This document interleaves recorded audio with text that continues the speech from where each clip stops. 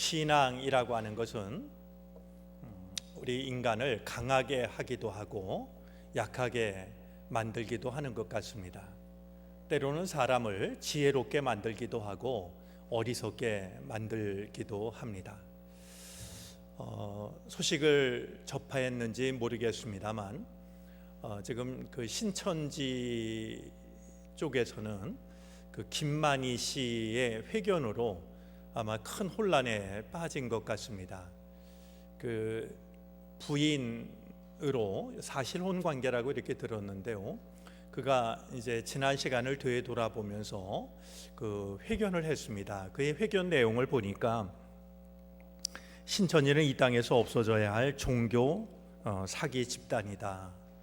그 영생할 줄 알았던, 그리고 영생을 줄 알았던 이만희 씨도 똑같이 죽음을 두려워하고 죽음을 또 대비하는 그런 연약한 한 인간이라고 하는 것을 보게 되고서 이것은 이제 이 땅에서 없어져야 할 종교 사기 집단이다. 이런 이제 그 회견하는 내용을 보았습니다. 그렇게 사실 이 종교가 사람들의 눈을 어둡게 만드는, 멀게 만드는 그런 힘을 가지고 있구나 하는 것을 이제 생각하게 됩니다. 우리가 신앙생활을 잘 해야지, 그렇지 못하면 우리의 눈이, 마음의 눈이, 양심의 눈이 어두워져 버리는, 얼마든지 그럴 수 있다라는 걸 이제 돌아보게 하죠.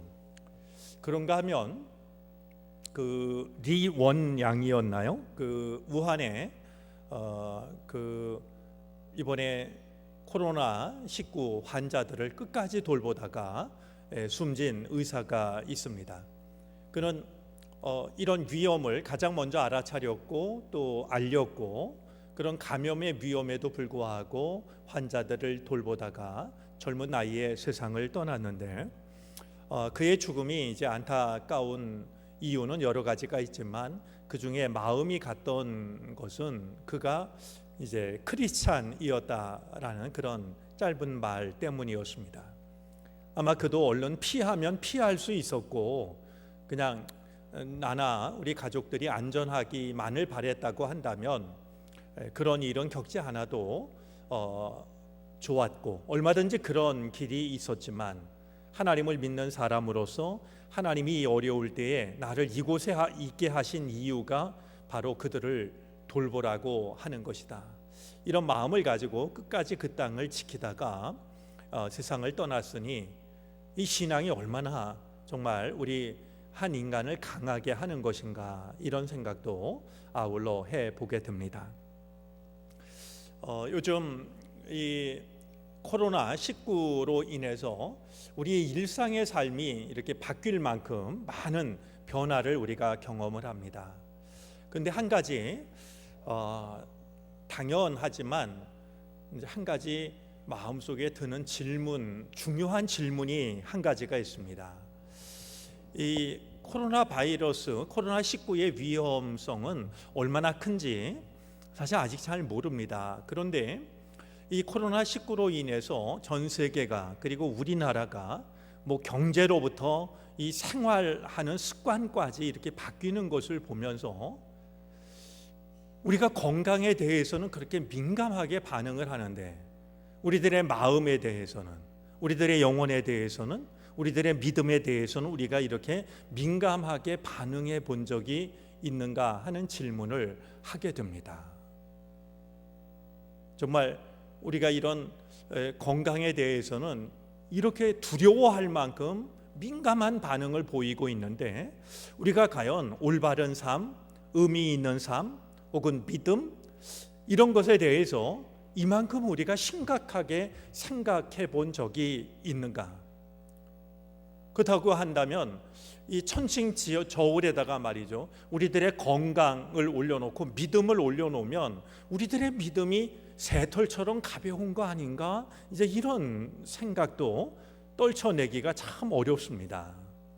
우리가 이 어려움을 지혜롭게 이렇게 극복하는 것은 당연한 일이지만, 행여라도 우리들의 믿음이 우리들의 건강에 대한 관심보다도 못한, 좀 그런 것은 아니었으면 좋겠다라는 생각이 들고요. 이런 일을 통해서 오히려 우리가 정말 살얼음판을 걷는 것 같은 이런 모습들을 보면서 제가 요즘 묵상하는 것은 이런 살얼음판을 걷는 듯한 인간의 나약함 앞에 하나님이 우리의 반석이시라고 하는 것의 의미를 우리가 깨달아야 될 것 아닌가, 이제 이런 생각입니다.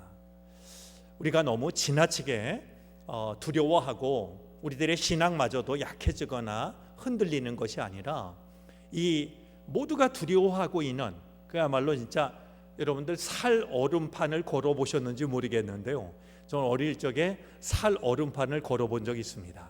아직 다 충분히 이제 얼지 않은 얼음판 위를 걸어가면은요, 걸음걸음 조심스러울 수밖에 없어요. 지금 그런 시간을 보내고 있지만 우리의 믿음은 반석 위에 선 믿음이 될 수 있는, 이런 살얼음판에 쩔쩔매는 그런 것이 아니라 나는 지금 반석 위에 서 있다, 이런 믿음을 우리가 좀 확인하고 간직해야 되지 않겠는가, 그런 생각을 갖게 됩니다. 우리 서로 조심해서 이런 어려움이 우리의 건강을 해치는 일이 없게 되기를 바라지만, 마음이 약해지거나 믿음이 흔들리거나 이런 일 또한 우리에게 일어나서는 안 될 줄로 압니다. 오히려 담대한 믿음을 배울 수 있는 이런 귀한 시간이 되어질 수 있었으면 좋겠습니다. 자, 우리는 이제 14만 4천 명, 그들은 뭐 아주 적은 소수를 가리키는 것이 아니라 이루 헤아릴 수 없을 만큼 많은 구원받은 자들의 수를 가리킨다 하는 것을 우리가 지난 시간에 생각을 했습니다. 그들이 어린 양과 함께 시온산, 거룩한 산에 서 있을 때에 오늘 말씀은 세 천사가, 이제 하늘로 날아가는 세 천사가 시온산에 서 있는 구원받은 자들에게 들려주시는 이제 말씀이 이어집니다. 자, 우리 6절부터 한번 말씀을 살펴보도록 하겠습니다. 또 보니 다른 천사가 공중에 날아가는데 했습니다. 저 앞에 8장 13절 말씀에 보면 독수리가 날아가면서 화가 있을지어다, 이렇게 외쳤던 장면이 있습니다. 자, 그것처럼 이 천사가 날아가면서 이제 그 하늘의 뜻을 전하는데요, 이 날아간다라는 이 의미는 뭐 천사가 날개가 달려있다 이런 것을 이야기하는 것이 아니라, 지상에 있는 모든 사람들이 천사의 모습을 볼 수 있고 그가 하는 말을 들을 수가 있다라고 하는 것을 나타냅니다. 그러니까 천사가 하늘을 날아가면서 이제 그 음성을 들려주는데요, 하늘을 날아간다라고 하는 것은 이 땅에 있는 누구라도 들을 마음만 있다라고 하면 모든 사람들이 다 하나님의 뜻을 들을 수가 있다 하는 것을 이제 나타내고 있죠. 자, 그런데 이어지는 말씀을 보면은요, 땅에 거주하는 자들 곧 모든 민족과 종족과 방언과 백성에게 전할 영원한 복음을 가졌더라. 천사가 날아가는데 그들이 이제 이 땅에 사는 모든 사람에게 전해지는 영원한 복음을 가지고 있었다라고 말씀을 합니다. 자, 이 복음의 내용이 어떤 내용일까? 이어지는 7절 말씀에 있는데요, 그가 큰 음성으로 이르되 하나님을 두려워하며 그에게 영광을 돌리라 하는 겁니다. 자, 영원한 복음을 이 천사들이 하늘을 날아가면서 이 땅에 있는 모든 사람에게 전하는데요, 영원한 복음이 있어요. 이 영원한 복음의 내용이 무엇이냐 하면 바로 하나님을 두려워하며 하나님에게 영광을 돌리라 하는 겁니다. 이것이 영원한 복음이라고 이제 천사들이 하늘에서 외치는 것입니다. 자, 우리가 복음이라는 말을 많이 사용을 하는데요. 오늘 이 말씀을 통해서 복음의 몇 가지 중요한 특징을 우리는 생각할 수가 있습니다. 자, 이 복음은요, 영원한 것이 복음입니다. 자, 이 복음을 전하는 방법은 시대에 따라서 달라집니다. 그러나 복음의 내용은 변하는 것이 아닙니다. 이 천사들이 가지고 있는 것이 그냥 복음이 아니라 영원한 복음이라고 말씀함으로써 복음의 첫 번째 그리고 가장 중요한 특징은, 복음의 특징은 영원한 것에 있다는 거예요. 잠깐 있다가 사라지는 것, 그런 게 아니고요. 지금은 옳은데 나중에는 그릇된 것, 이런 게 아니라 영원한 것이 복음입니다. 아마 2000년 전에도 많은 그리스도인들이 순교의 자리로 끌려가면서도 그들이 지켰던 믿음이 있는데요, 그들이 지켰던 믿음은 오늘 우리가 믿는 믿음과 다르지 않을 겁니다. 왜 그럴까요? 복음이 영원한 것이기 때문에 그래요. 세상의 것은요, 지금은 옳지만 시간이 지나가면 옳지 않은 말이죠. 그 가치와 기준이 시대를 따라 변하기 마련입니다. 그런데 오늘 말씀을 통해서 우리가 확인하게 되는 복음의 첫 번째 그리고 가장 중요한 특징이 있다라고 하면, 복음은 변하지 않는 것이다. 영원한 것이다. 복음을 전하는 방법은 달라져도 복음의 내용은 변하지 않는 것, 변할 수가 없는 것이다 하는 것입니다. 자, 두 번째로요, 이 복음의 또 하나의 특징은요, 이 복음의 범위는 온 세상입니다.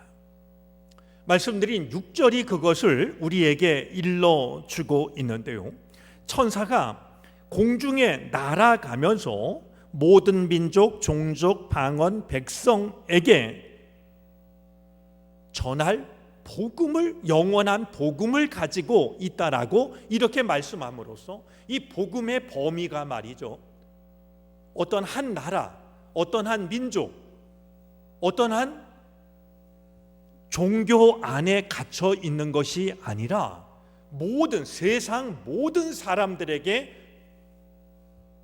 향하는 내용이 된다라고 오늘 성경은 말씀을 하고 있는 겁니다. 자, 복음의 범위는 온 세상 모든 사람들이 됩니다. 우리가 성경을 한 절로 요약하면 흔히 요한복음 3장 16절이라고 이렇게 이야기를 하는데요, 요한복음 3장 16절 우리 한번 그냥 해볼까요? 오랜만에. 자, 같이 하겠습니다. 하나님이 세상을 이처럼 사랑하사 독생자를 주셨으니 멸망하지 않고 영생을 얻게 하려 하심이니라. 자, 우리가 번역본에 따라서 지금 조금씩 다르긴 하지만, 제가 어렸을 때 노래를 부르면서 외웠던 요한복음 3장 16절은 누구든지 예수 믿으면, 아마 기억하실 겁니다. 요한복음 3장 16절이 주는 매우 중요한 가르침이 있는데요, 누구든지 하는 말 속에도 그 의미가 담겨져 있습니다. 여러분, 복음은요, 어떤 특정한 사람에게 제한되는 게 아니에요. 특정한 나라 아니에요. 온 세상 모든 사람들, 누구든지 믿으면 구원을 받는 겁니다. 그러니까 오늘 이 천사들이 영원한 복음을 가지고 있는데, 이 복음의 소식은 온 세상 모든 사람에게 전해지는 소식입니다. 그렇기 때문에 우리는 이 복음의 범위를 우리 스스로가 한정하면 안 됩니다. 어느 누구나 다 복음을 받아들일 수 있는 가능성을 가지고 있다라고 하는 것을 우리도 인정할 수 있어야 됩니다. 자, 그런데요, 이 복음의 특징 중에 하나가요, 이 복음의 초점이, 복음의 중심이 누구인가 하는 것인데요, 다름이 아니라 하나님이십니다. 자, 7절 말씀 다시 보면은요, 그가 큰 음성으로 이르되, 천사들입니다, 하나님을 두려워하며 그에게 영광을 돌리라. 이는 그의 심판의 시간이 이르렀음이니 하늘과 땅과 바다와 물들의 근원을 만드신 이를 경배하라 하더라 했습니다. 자, 복음의 초점은 우주 만물을 만드신, 그리고 우주 만물을 다스리시는 하나님이십니다. 그러니까 때때로는요, 이 복음이 변질돼 가지고요, 하나님이 아니라 어떤 피조물이 하나님이 받으실 영광을 대신 받는 일들이 있습니다. 이거는 올바른 복음일 수가 없는 거예요. 그가 아무리 놀라운 일을 행한다 할지라도, 아무리 세상 사람들이 깜짝 놀랄 만한 일을 행한다 할지라도, 복음의 초점은 그 일을 행한 그 사람이 아니라 그 일을 행할 수 있도록 하신 하나님이 되어야 한다는 거예요. 오늘날 많은 복음 전도자들이 말이죠, 정말 하나님 앞에 귀하게 쓰임 받다가 그 끝에서 추락하는 일들을 보게 되는데요, 바로 복음의 초점이 자기 자신인 줄 착각하게 될 때 말이죠, 그가 이제 모든 영광을 다 잃어버리는 이런 일을 우리는 실제로 경험을 합니다. 자, 복음에 있어서 그 초점, 중심은 언제라도 창조주 하나님이시다 하는 겁니다. 자, 그런데요, 오늘 이 하나님에 대해서 이야기하면서 하늘과 땅과 바다와 물들의 근원을 만드신 분, 이렇게 말합니다. 여러분, 이거는 하나님에 대한 신앙 고백이기도 하지만은요, 우리가 알아차려야 될 게 한 가지 있는데, 지금 이 말씀은 무슨 의미를 가지고 있냐 하면 우상에 대한 경배를 강력하게 반대하는 거예요. 우상이 바로 이런 것들로 만든 거 아니겠습니까? 지금 말하고 있는 것처럼 말이죠, 하늘과 땅과 바다와 물, 이런 것을 가지고 이런 것 자체가 우상이 되기도 하고요. 우리도 뭐 옛날에 그랬잖아요. 큰 나무 보고 빌고 말이죠, 하늘에 별을 보고 이 정한수 떠놓고 빌고 말이죠. 우리는 그것을 어떤 신앙의 대상으로 삼았어요. 그런데 오늘 성경에서 하나님을 말씀하면서 하늘과 땅과 바다와 물들의 근원을 만드셨다 그랬는데, 이것은 그냥 하나님께서 하신 일, 창세기의 내용을 요약해서 말하고 있는 것이 아니라 이 땅에서 벌어지고 있는 모든 우상 숭배에 대해서 부정하는 말이죠. 그것은 하나님이 만드신 피조물일 뿐이지 신이 될 수 없다라고 하는 것, 인간의 경배의 대상이 될 수 없다라고 하는 것을 분명하게 말하고 있는 겁니다. 자, 우리가 또 이 시대를 살면서 우리는 옛날 사람들이 말이죠, 이게 큰 나무를 보고 절하고 빌고 하늘에 별을 보고 빌고 그랬다면 오늘날에는 그렇게 하는 사람 많지 않을 거예요. 그러나 여전히 이 땅의 많은 사람들은요, 하나님 아닌 것을 하나님인 것처럼 섬기고 있어요. 우리는 그 점을 눈여겨봐야 됩니다. 오늘 우리가 뭐 나무나 바위, 뭐 하늘의 별, 이걸 섬기지 않는다고 우상 숭배로부터 자유로운 것이 아니라 말이죠, 하나님 아닌 것을 하나님인 것처럼 섬기는 말이에요. 그래서 재물을 그렇게 생각하든지, 뭐 미모를 그렇게 생각하든지, 성공을 그렇게 생각하든지, 이 모든 것들은 오늘날 우리에게 또 다른 우상과 다르지 않다 하는 걸 우리는 생각할 수 있어야 할 겁니다. 누가 좀 도와주셔요.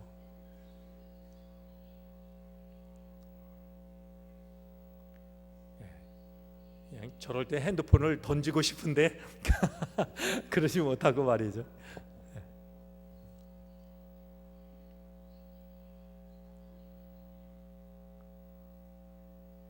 됐습니까?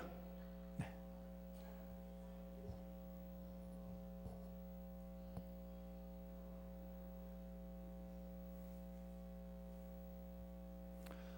하게 어떤 목사님이 설교 중에 핸드폰 소리가 나서 어디서 전화가 오냐고 야단을 쳤는데 당신 호주머니 속에서 나더래요. 목사님이 너무나 당황스러웠지만 순간 말이죠, 그 전화를 받더니 하나님 제가 조금 이따 전화할게요. 뭐 누구나 다 실수합니다. 네. 자, 이제 우리 이 첫 번째 이제 천사가 했던 말은 하나님을 두려워하며 그에게 영광을 돌리라. 이게 바로 영원한 복음이라고 하는 것을 이제 첫 번째 천사가 이 지상에 살고 있는 모든 이들에게 전합니다. 자, 이어지는 두 번째 천사인데요. 둘째가 그 뒤를 따라 말하되 무너졌도다 무너졌도다 큰 성 바벨론이여 외칩니다. 자, 여기서 무너졌도다 무너졌도다 두 번씩 반복하고 있는데요. 이 무너졌도다 무너졌도다라는 사실을 두 번 반복하고 있는 것은 이 일이 분명하다는 사실을 나타내는 겁니다. 확실하다라고 하는 걸 나타내는 것인데요. 큰 성 바벨론이라는 말은 제가 찾지는 않겠습니다만 다니엘서 4장 30절에 기록된 말씀입니다. 우리는 이런 말씀을 대할 때마다 이 요한이 patmos섬에 갇혀서 성경책을 가지고 있지 못하지만 그가 인용하고 있는 말씀이 얼마나 놀라운가라고 하는 걸 다시 한번 떠올릴 필요가 있는데요. 이제 다니엘서 4장 30절에 보면 큰 성 바벨론이라는 이런 이제 말씀이 나와 있는 것을 보게 됩니다. 자, 그런데요, 왜 이 큰 성 바벨론이 무너졌도다 무너졌도다라고 두 번째 천사가 말하고 있는 것일까요? 여기서 말하는 이 바벨론이라고 하는 것은 아마 많은 분들이 짐작하셨을 거라고 여겨집니다만, 이 바벨론이라고 말하고 있지만 사실 이 바벨론은 로마 제국을 나타냅니다. 이 바벨론이 로마 제국을 나타내고 있는 것은 신구약 중간기 시대에는 흔한 표현법이었습니다. 우리가 이 계시록을 읽어나가면서 여러 차례 확인합니다만, 예를 들면 로마가 무너졌도다 로마가 무너졌도다 이 말씀을 이렇게 썼으면 이 책은 우리에게 전달되지 않았을 겁니다. 불태워지고 말았을 거예요. 지금 이 사도 요한은요, 이 로마의 박해가 극심하던 그때에 믿는 자들을 격려하기 위해서 이 책을 쓰고 있는 거 아닙니까? 그러나 이 책이 로마 당국에 의해 가지고 이 책이 수거가 되고 이 책이 불태워지면 여기 적힌 내용들이 전달이 될 수가 없어요. 그러니까 요한계시록 안에 수많은 상징들이 사용이 되고 있는 것은 기독교인들은 그 말이 무슨 뜻인지를 알지만 로마는 그 말을 이해하지 못하도록 말이죠. 많은 단어, 많은 표현법을 수많은 상징들을 동원해서 사용하고 있는 거예요. 그래서 바벨론이 무너졌다라고 이렇게 이야기를 하고 있지만 당시 세계를 통치하고 있던, 그리고 믿는 자들을 박해하고 있는 이 로마 제국이 머지않아서 무너지게 된다는 사실을 지금 이 천사가 분명하게 외치고 있는 거예요. 그들의 다스림이 영원할 것 같지만 아니라고 말이죠. 반드시 이 로마가 무너진다. 이것을 둘째 천사가 말하고 있는 것이죠. 자, 그런데요, 우리 이제 8절 말씀 다시 보면은요, 그 큰 성 바벨론이요 모든 나라에게 그의 음행으로 말미암아 진노의 포도주를 먹이던 자로다 했습니다. 자, 이 바벨론이 모든 나라에게 음행으로 말미암아 진노의 포도주를 먹이던 자다 그랬는데요, 여기서 말하는 이 음행이라는 말도 마찬가지입니다. 요한계시록뿐만 아니라 우리 성경에서 이제 그 음행이라는 말은요, 어떤 성적인 그런 의미도 있지만 그보다는 우상 숭배를 나타내는 그런 표현이었습니다.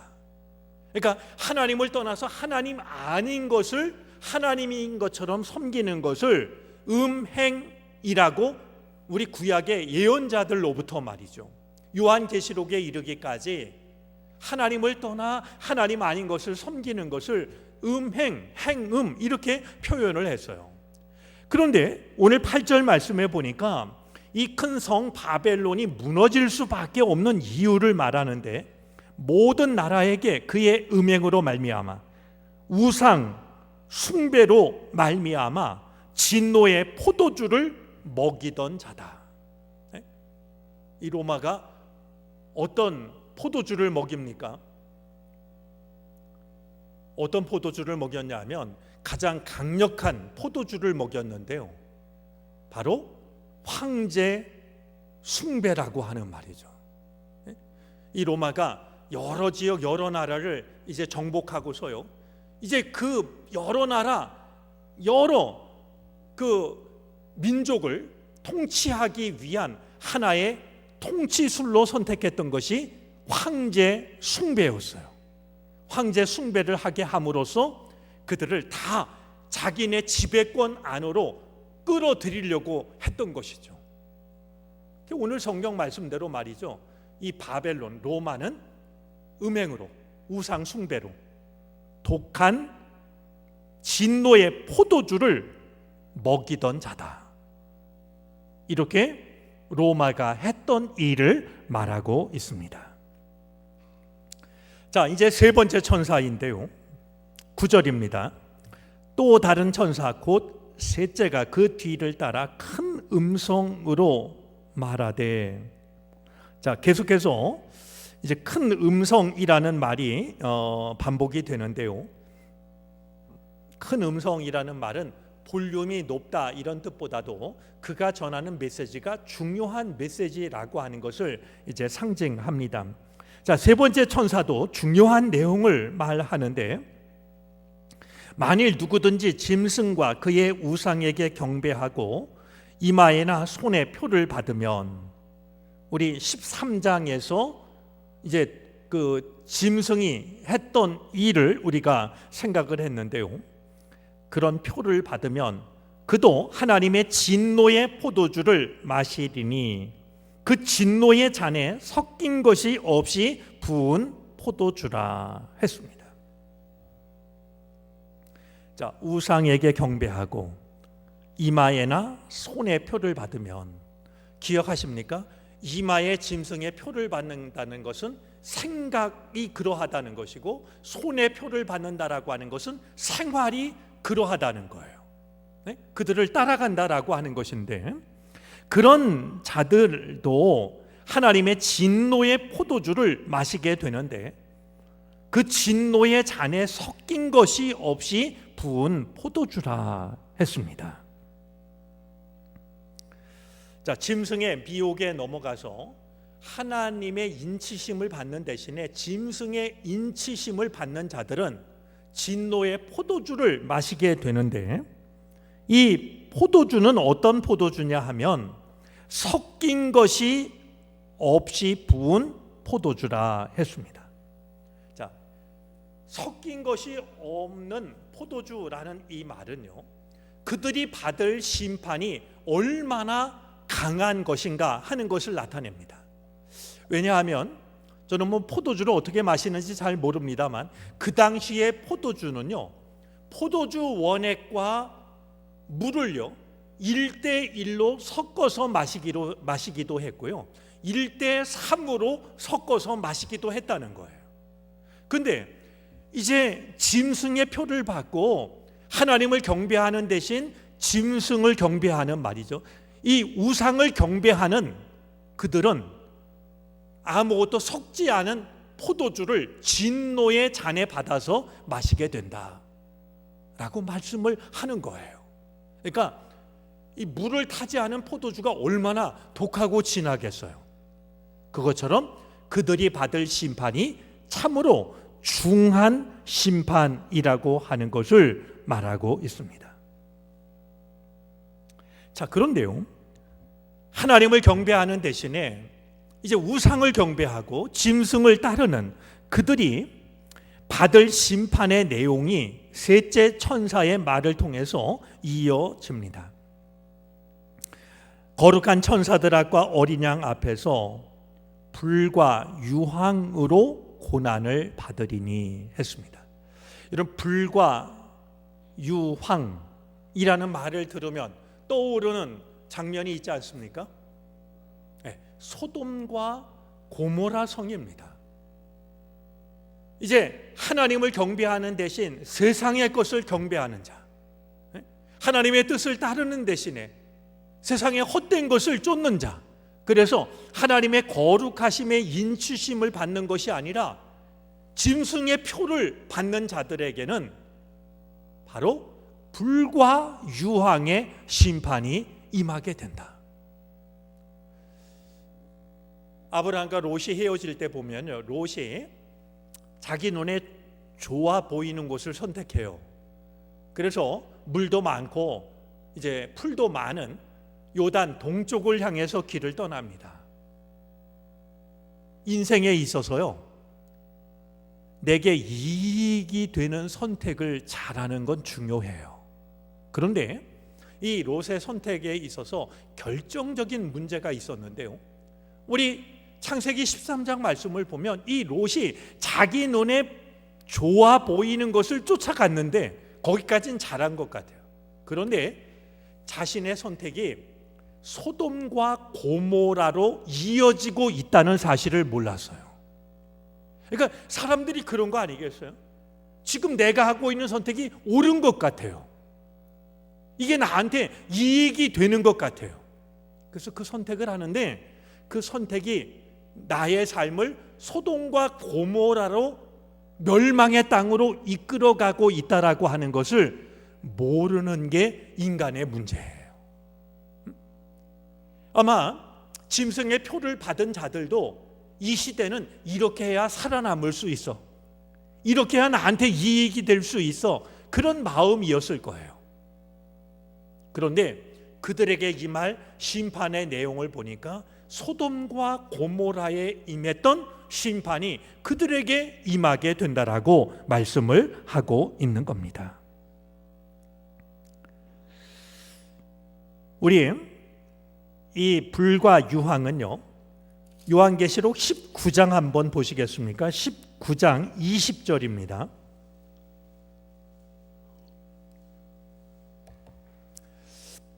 사실 이 세 천사가 지금 외치고 있는 내용들은요, 이후에 우리가 만나게 될 이 말씀들을 요약하고 있는 말씀이 되는데요, 우리 19장 20절 한번 읽어주시겠어요?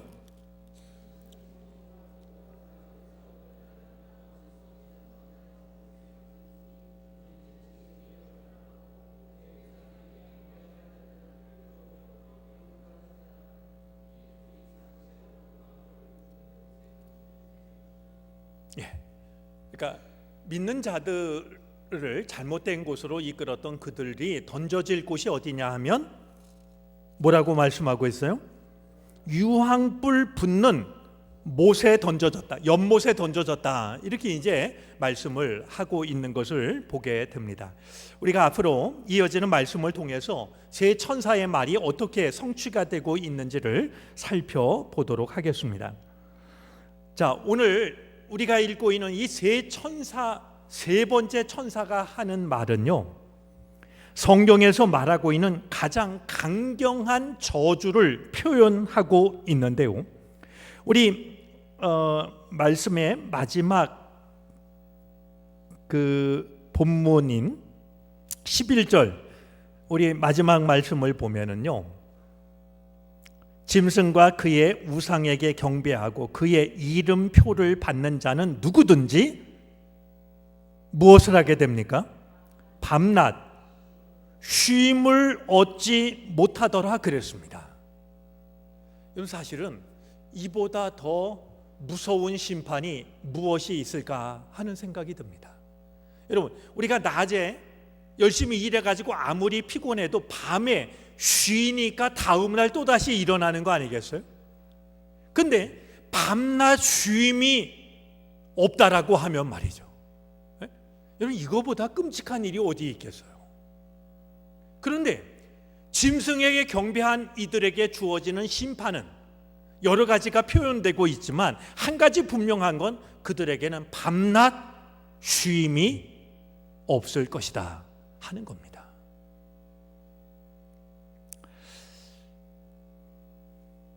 자, 12절입니다.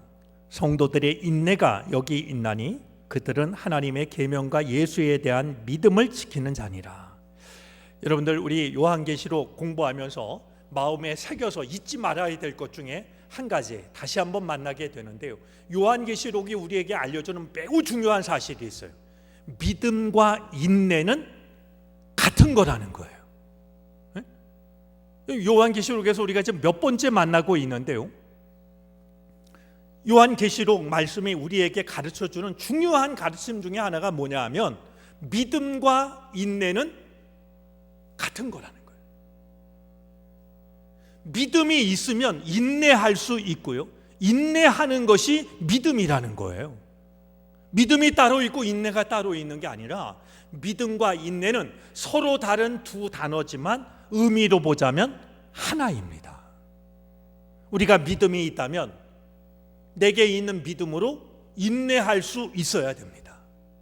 그리고 내가 인내한다라고 하는 사실은 나에게 믿음이 있다라고 하는 증거가 됩니다. 자, 그런데요, 13절 말씀에 보면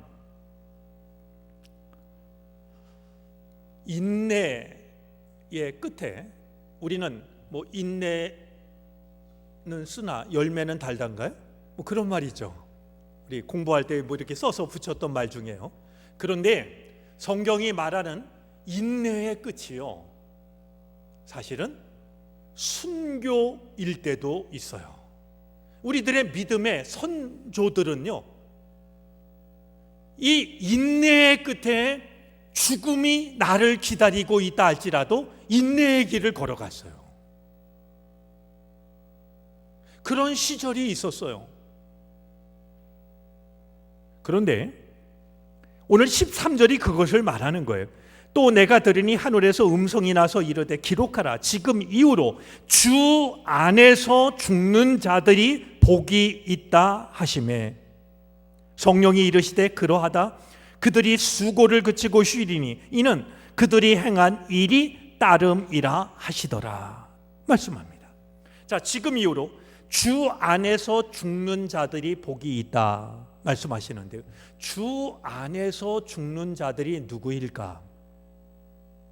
끝까지 인내하면서 믿음을 지키다가 죽는 순교자들을 의미하거니와, 순교자들만 말하는 것이 아니라 주님을 믿다가 죽은 모든 그리스도인들도 나타냅니다. 자, 그러니까 오늘 이 메시지는 분명합니다. 죽을까봐 믿음을 떠나는 이들에게는요, 불과 유황이 기다리고 있어요. 그런데 죽음의 두려움에도 불구하고 인내하면서 끝까지 믿음의 길을 걸어간 자들, 그래서 주 안에서 죽는 자들, 그들이 복이 있다. 그들이 한 일에 대해서 상이 따르게 될 것이다 라고 말씀을 하고 있는 겁니다.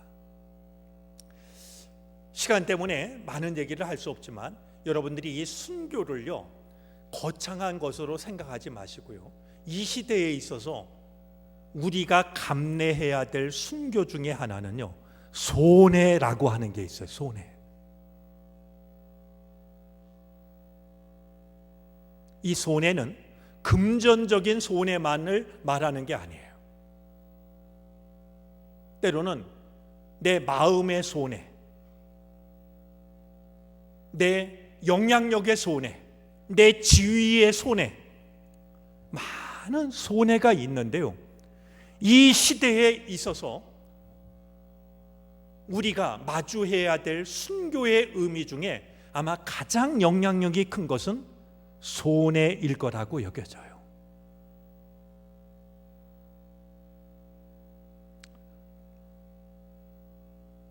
리 원양 의사 얘기를 말씀을 시작하면서 했는데요.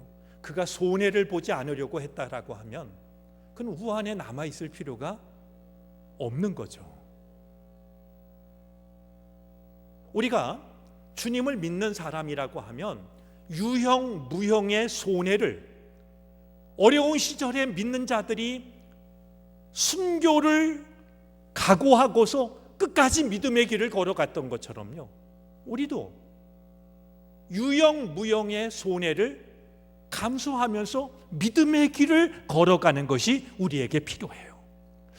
주님은 우리에게 주 안에서 죽는 자들이 복이 있다, 주님을 믿는 믿음 때문에 손해를 받아들이는 사람이 복이 있다 말씀을 하는 거예요. 눈꽃만큼도 손해 보려고 하지 않는 그 사람 마음속에 신앙이 깃들 수 있을까? 저는 모르겠어요.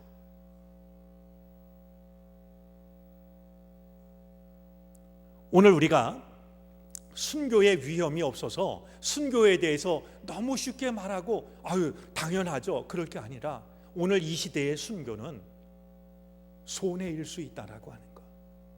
손해는 눈에 보이는 어떤 금전적인 손해만이 아니라 눈에 보이지 않는 그 손해, 그것도 우리에게 있어서는 일종의 순교일 수 있다라고 하는 것을 우리가 기억하면서 인내의 결과가 순교라 할지라도 주 안에서 죽는 자가 복이 있다 말씀하셨던 것처럼 내가 손해를 보더라도 믿음을 지키는 것이 더욱 소중하다, 그렇게 살아가는 자가 복이 있다라고 말씀하시는 우리 주님의 뜻을 마음에 새기고 조금도 손해보지 않으려고 그렇게 살지 말고, 때로는 내가 손해를 본다 할지라도 믿음을 지키는 자로 살아감으로써 복 있는 사람으로 살 수 있는 우리들이 되어질 수 있었으면 좋겠습니다.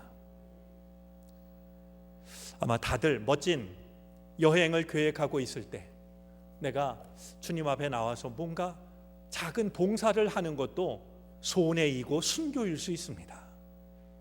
그 자가 복이 있다라고 주님은 말씀을 하고 있는 것이니까 우리가 순교를 너무 거창하게 이렇게만 생각하지 말고 내 삶 속에서 내가 손해를 받아들이고 주의 뜻을 따를 수 있는 것이 있다면 그것을 따라갈 수 있는 우리의 삶이 되어질 수 있기를 바랍니다.